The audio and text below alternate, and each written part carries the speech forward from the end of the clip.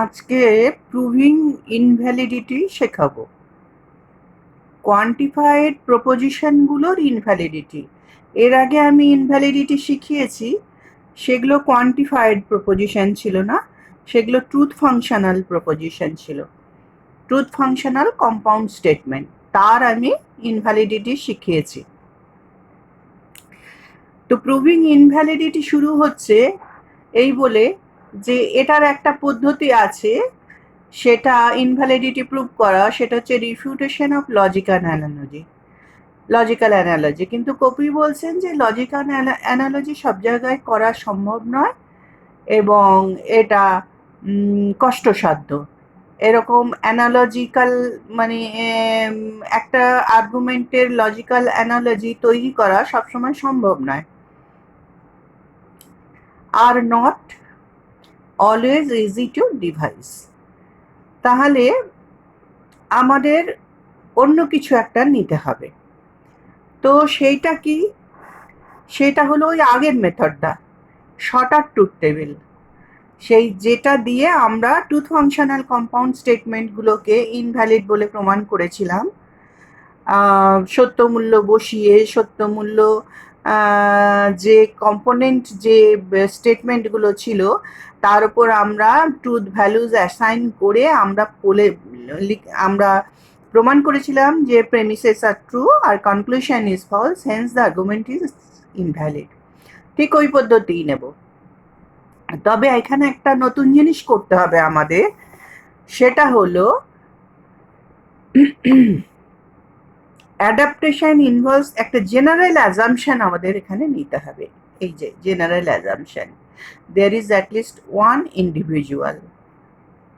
অর্থাৎ আমাদের একটা জিনিসকে মেনে নিতে হবে, স্বীকার করে নিতে হবে, অঙ্গীকার করে নিতে হবে যে এই পৃথিবীতে অন্তত একটা ইন্ডিভিজুয়াল আছে। একটা ইন্ডিভিজুয়াল, একটা ব্যক্তি বা বস্তুর বা বিষয়ের অস্তিত্ব আছে। যতক্ষণ না আমরা এটা মেনে নেব, as long as there is at least one individual, এই জিনিসটা যতক্ষণ আমরা মেনে নেব ততক্ষণ পর্যন্ত ইনভ্যালিডিটি প্রমাণ করা যাবে না। এবারে দেখো, এই জেনারেল অ্যাজাম্পশন যে আমি বললাম অ্যাটলিস্ট ওয়ান ইন্ডিভিজুয়াল, তো একটা ইন্ডিভিজুয়াল থাকতে পারে, আবার টু ইন্ডিভিজুয়ালও থাকতে পারে, এক্স্যাক্টলি থ্রি ইন্ডিভিজুয়ালও থাকতে পারে, অর ইনফিনাইট থাকতে পারে, অসংখ্য থাকতে পারে। এখন সেটা আমরা যখন ইনভ্যালিডিটি প্রুভ করব তখন আমরা দেখব। সাধারণত অভিজ্ঞতা বলে যে প্রশ্নগুলি আসে সেগুলো একটা এবং দুটো ইন্ডিভিজুয়াল দিয়েই মানে এই তোমার আর্গুমেন্টগুলো দেয়া হয়। কিন্তু আমাদের শিখতে হবে একটা জিনিস, সেটা হচ্ছে যে একটা সার্বিক বচন যখন আমি একটা মেনে নিচ্ছি যে and truth functional compound of there is an equivalence between general proposition and truth functional compound of a singular proposition.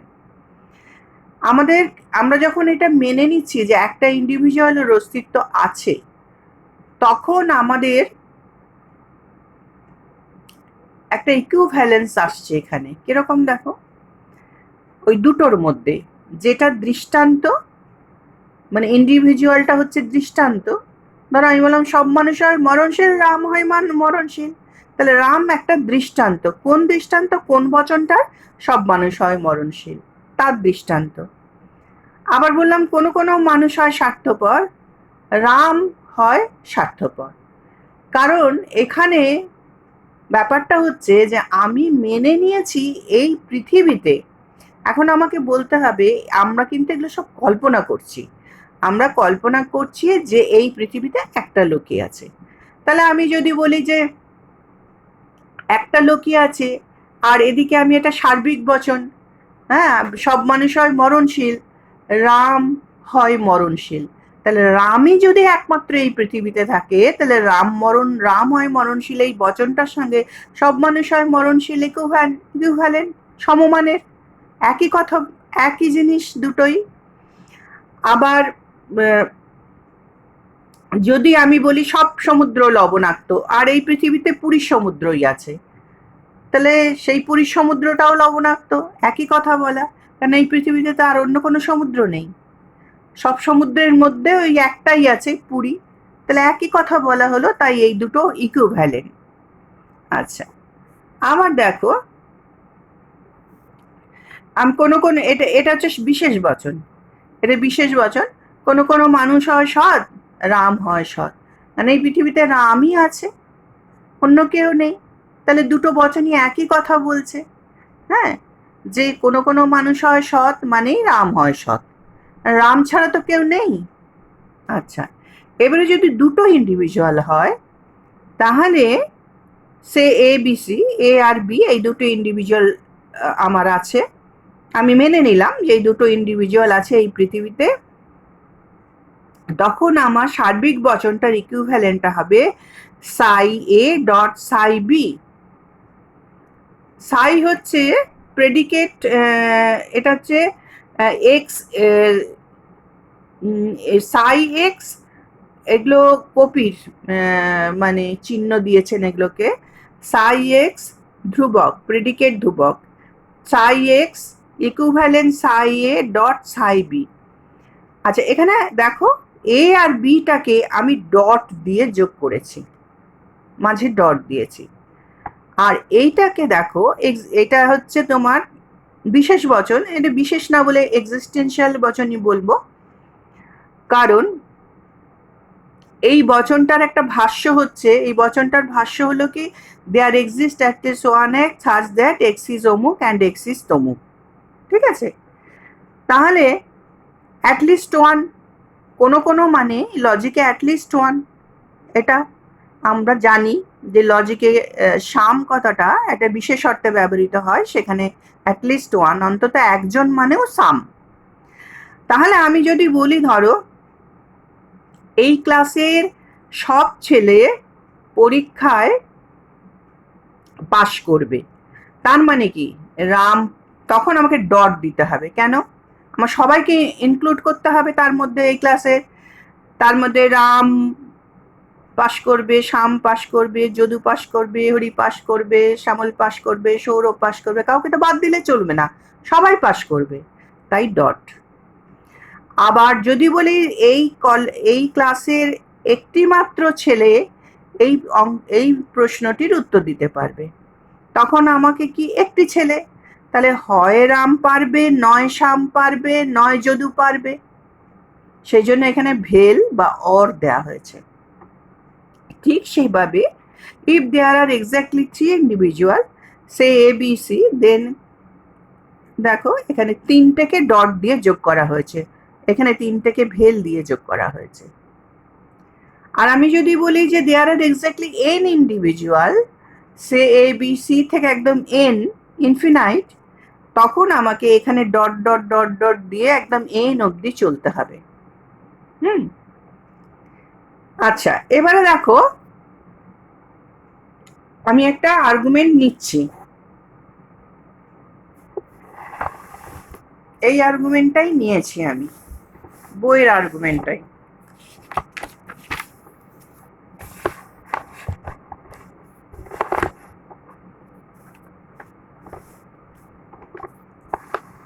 এই যে এটা নিয়েছি, এইটা নেওয়ার পর এটা লিখতে হবে।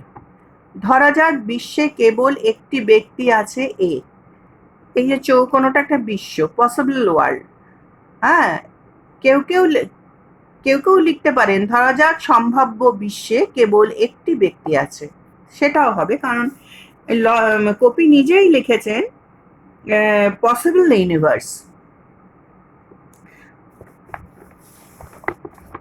দেখো এই যে এখানে লিখেছেন, we first construct A model or possible universe containing exactly one individual. আচ্ছা, তো ধরা যাক বিশ্বে কেবল একটি ব্যক্তি আছে এ, এখন সেই বিশ্বের উক্ত যুক্তিটি সমমান যুক্তি হলো, অর্থাৎ এখানে মানবগুলোকে তখন উঠিয়ে আমি তার দৃষ্টান্তগুলোকে দিয়ে এখানে এই যুক্তিটাকে তৈরি করলাম, এবং আমি এর আগেই বুঝিয়ে দিয়েছি এগুলো এগুলো সব সমমান, একই কথা বলছে। ঠিক আছে, যদি আমি মেনে নিই এই বিশ্বে একটি মাত্র লোক আছে। তারপরে তোমাকে লিখতে হবে সংক্ষিপ্ত সত্য সারণী প্রয়োগ করে যুক্তিটির অবৈধতা প্রমাণ করা যায়। উপাদান বচনগুলিতে সত্য মূল্য আরোপ করে দেখানো যায় যে হেতু বাক্যগুলি সত্য, সিদ্ধান্ত মিথ্যা, সুতরাং যুক্তির আকারটি অবৈধ। তাহলে চলো আমরা দেখি কিভাবে যুক্তির আকারটি অবৈধ হচ্ছে। কি করে করতে হবে দেখো, হেতু বাক্যগুলোকে সত্য করতে হবে।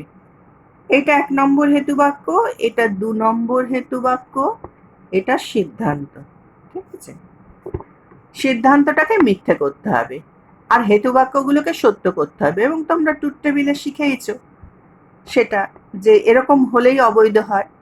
তাহলে আমি আগে সিদ্ধান্তটা দিয়ে, সবসময় তোমরা সিদ্ধান্ত দিয়ে শুরু করবে। সিদ্ধান্তটাকে মিথ্যা করো, সিদ্ধান্তটা নাল, তাহলে টি এফ সমান এফ। তাহলে আমি এখান থেকে কি ভ্যালুস, দুটো ভ্যালুস পেয়ে গেলাম। জি এর নিচে টি লিখে দিলাম, আর নট ইউএ, নট ইউএ গোটাটা এফ হলে ইউএ টি হয়। ঠিক আছে, তাহলে দেখো ইউএ টি, তাহলে ইউএ টিটা এখানে লিখলাম। এমটা কি আমি এখনো জানি না, জিএটা টি। ঠিক আছে, জিএটা যদি টি হয় এবং এটা হেতু বাক্য, এটাকে যদি আমায় সত্য করতে হয় তাহলে এটাকে এফ করলে চলবে না, এটাকেও টি করতে হবে। এটাকে যদি আমি টি করতে চাই তাহলে এম এটাকে এফ করতে হবে।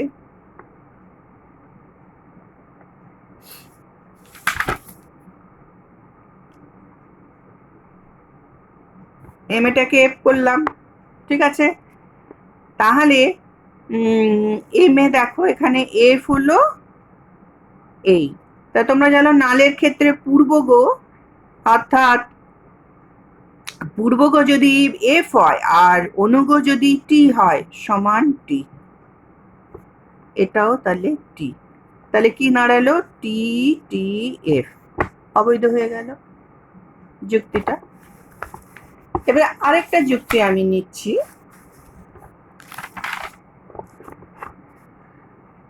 দেখো এটা নিলাম। এবারে এর সমমান যুক্তিটা আমি এটা তৈরি করলাম, যে লেখাটা আমি আগে লিখে দিয়েছি ওটাই লিখতে হবে।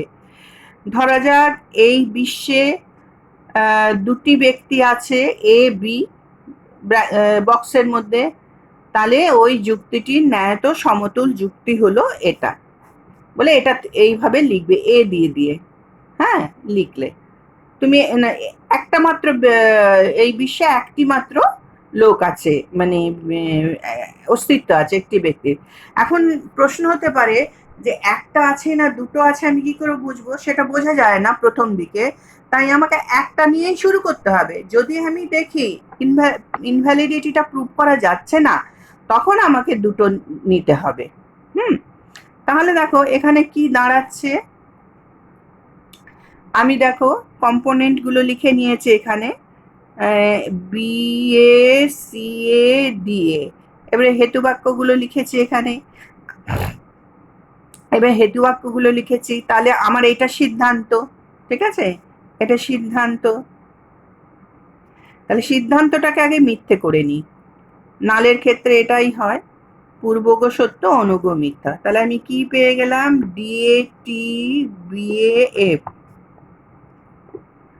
বিএ যদি এফ পেয়ে যাই, ধরো এটা এফ।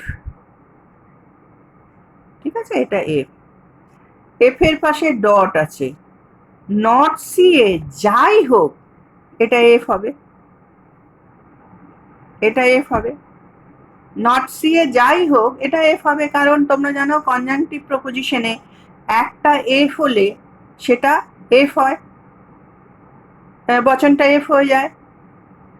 এবারে এটা টি, আর ধরে নাও আমি এটাকে নট সিটাকে টি ধরলাম, তাহলে সি এটাকে এফ ধরলাম, তাহলে এটা not C A not F, অর্থাৎ এফ ডট টি আসছে, তাহলেও এটা এফ হচ্ছে। তাহলে আমি কি ব্যাপারটা দাঁড়ালো, হেতুবাক্য একটা এখানে ফলস হয়ে যাচ্ছে, এটা টি হচ্ছে, টি নাল টি, এটা টি হচ্ছে, আর এটা এফ হচ্ছে। তাহলে দাঁড়ালো কি এফ টি এফ। এরম তো হওয়ার কথা না, হওয়ার কথা এরকম টি টি এফ। তাহলে একটা মাত্র ব্যক্তিকে ধরে একটা ইন্ডিভিজুয়াল অস্তিত্ব এই কথা মেনে নিলে আমার এই যুক্তিটা অবৈধ হচ্ছে না, তার মানে এটা বৈধ হয়ে যাচ্ছে। যে যুক্তি অবৈধ নয় সেটা তো বৈধ। এখন আমাকে দেখাতে হবে যে একটা বৈধ যুক্তি সমস্ত সম্ভাব্য বিশ্বে বৈধ। এটাও একটা পয়েন্ট, যে যদি এটা বৈধ হয় তাহলে সকল সম্ভাব্য বিশ্বে এটাকে বৈধ হতে হবে। আচ্ছা দেখি তো, দুটো ব্যক্তি অধ্যুষিত সম্ভাব্য বিশ্বে এই যুক্তিটা বৈধ হয় কিনা। তখন তোমাকে আবার এখানে লিখতে হবে, ধরা যাক এই বিশ্বে দুটি ব্যক্তি আছে, হ্যাঁ, বলে এই বক্সের মধ্যে এ বি দেবে। তারপর ওই লেখাটা লিখবে যে ন্যায়ত সমতল যুক্তি হলো, সেই ন্যায়ত সমতল যুক্তিটা তোমাদের আবার এখানে লিখতে হবে। কিভাবে লিখবে দেখো, BA dot not CA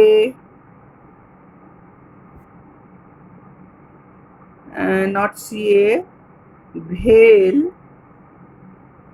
BB dot not CB, এটা একটা হেতুবাক্য। আরেকটা হেতুবাক্য কি, DA null not CA dot DB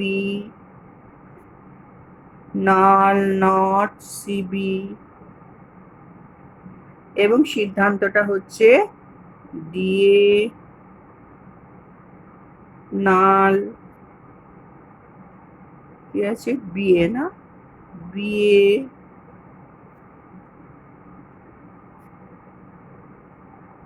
dot DB null BB। দেখো এটা ডট, এটা এক্সিস্টেন্সিয়াল প্রপোজিশন, এটা এক্সিস্টেন্সিয়াল প্রপোজিশন, এটা হ্যাঁ এক্সিস্টেন্সিয়াল প্রপোজিশনে কি হচ্ছে, ভেল মাঝখানে এসছে, দুটো ইন্ডিভিজুয়াল আছে, তাই একবার এ দিয়ে আমি এটাকে ইনস্ট্যান্সিয়েশন দৃষ্টান্তিকরণ করলাম, বি দিয়ে করলাম, মাঝখানে ভেল, কারণ বিশেষ বচন বা এক্সিস্টেন্সিয়াল প্রপোজিশনের মাঝে ভেল বসে, বুঝিয়ে দিয়েছি। আর সার্বিক বচনের ক্ষেত্রে বা নালের ক্ষেত্রে ডট বসে, এটাও তাই, সিদ্ধান্তটা ডট বসছে। এবার আমাকে ভ্যালুসগুলো বসাতে হবে। দেখো তাহলে সিদ্ধান্তটাকে আগে মিথ্যে করে নিই, ঠিক আছে। আমি যদি সিদ্ধান্তটাকে ধরো আমি এটাকে ডিএ করলাম, এটাকে বিএ করলাম, এফ করলাম, তাহলে এটা এফ হয়ে গেল। আর এটা যদি এফ হয়, এই দেখো ডট আছে এখানে, তাহলে একটা ডট মানে ডটের ক্ষেত্রে একটা এফ হলেই এটা এফ হয়ে যাচ্ছে। কাজে এগুলো আমার রইলো, আমার স্বাধীনতা থাকবে, আমি এখানে অন্য কিছুও বসাতে পারি, আর এদিকে আমার হাত দিতে হবে না। এদিকেই আমি এটা ফলস প্রমাণ করে দিলাম, একদিকেরটা ফলস পেয়ে গেছি। এবং ডটে তোমরা জানো একটা যদি কম্পোনেন্ট ফলস হয় তাহলে গোটা বচনটা ফলস হয়ে যায়।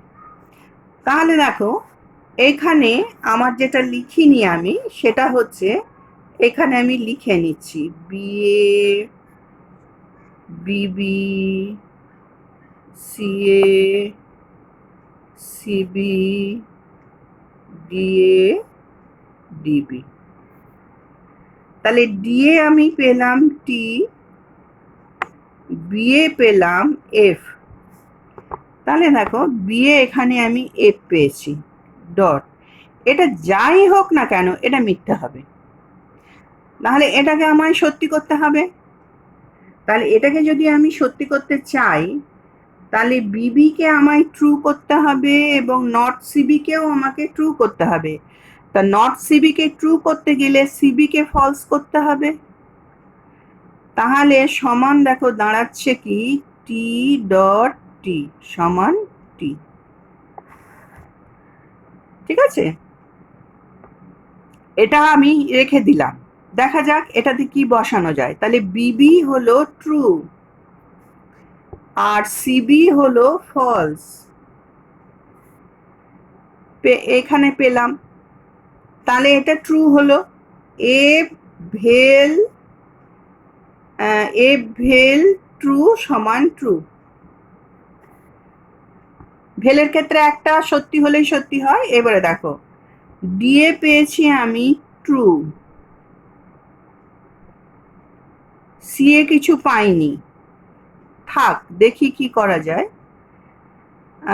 ডিবি পেয়েছি, ডিবি ধরো আমি এটা ট্রু বসালাম আর এটাকে ফলস করতে হবে, তা নাহলে এটা ফলস হয়ে এটা হয়ে গেলে নাল।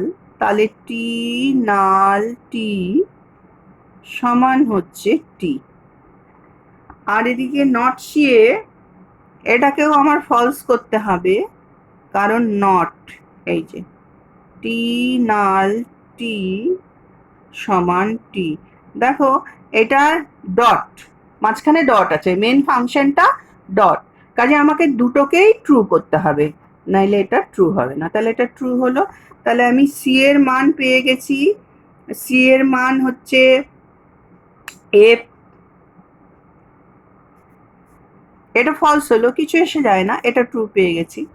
তাহলে সি এর মান ফলস, ডিবির মান ট্রু।